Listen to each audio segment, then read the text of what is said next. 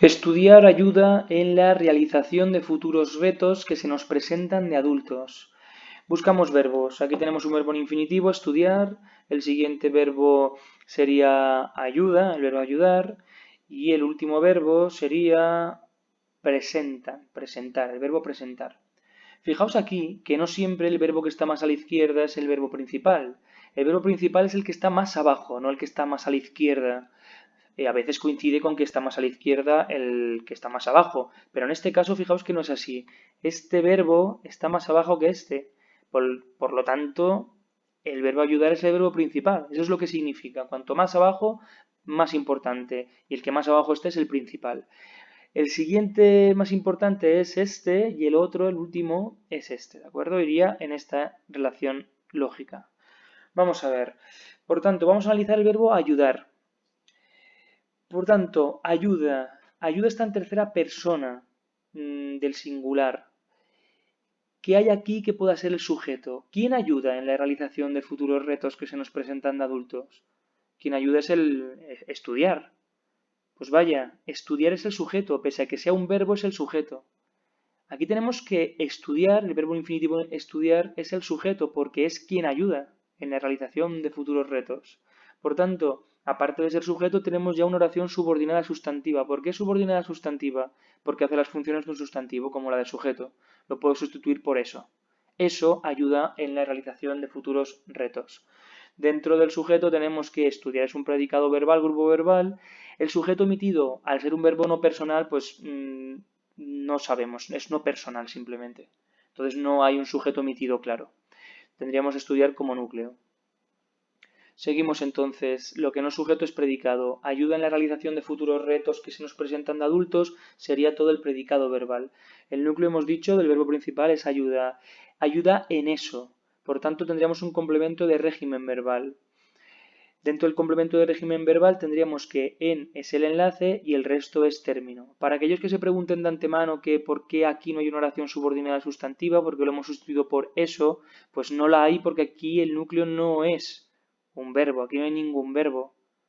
El verbo está aquí, pero todavía no hemos llegado a este punto, estamos en este nivel y a este nivel no hay ningún verbo. Lo que hay es dentro del término un actualizador, un núcleo con un sustantivo y un complemento del nombre realización, del sustantivo realización. ¿Realización de qué? Yo le pregunto al sustantivo, ¿de qué? De futuros retos que se nos presentan de adultos. Seguimos operando. Dentro de este complemento del nombre tenemos un enlace y todo lo que nos enlace es término. Futuros retos que se nos presentan de adultos es el término, siendo retos el núcleo, porque futuros es un adjetivo adyacente. Y esto de aquí es un complemento del nombre o un adyacente de retos. Por tanto, fijaos, aquí es donde está el verbo, aquí es donde está la oración, pero la oración esta no es subordinada a sustantivo, sino que es adjetiva. ¿Por qué? Porque yo lo puedo sustituir por un adjetivo de futuros retos exigentes, por ejemplo. Entonces, tenemos el adjetivo de relativo aquí. Trabajamos. Este que es un pronombre relativo que se refiere al antecedente retos. Los retos se nos presentan de adultos. Por tanto, aparte de ser nexo, es el sujeto. Todo lo demás, predicado. Dentro de este predicado tenemos que el verbo presentan es el núcleo. Y ahora fijaos, siendo los retos el sujeto, ¿los retos hacen alguna acción? ¿Son un ser humano? ¿Es alguien que tenga voluntad? No, ¿verdad? Por tanto, este se junto con el presentan es pasiva refleja. Los retos se presentan, los pisos se venden, etcétera. Pasiva refleja. ¿Por qué tenemos este nos aquí? Porque es una voz media. Acordaos de lo siguiente. Todas las oraciones con voz media son oraciones pasivas reflejas. Es un tipo de oración pasiva refleja. ¿Y en qué consistía la voz media? Era una forma de situar al verdadero agente, a la verdadera persona que hace la acción, no como sujeto, sino como algo indirecto.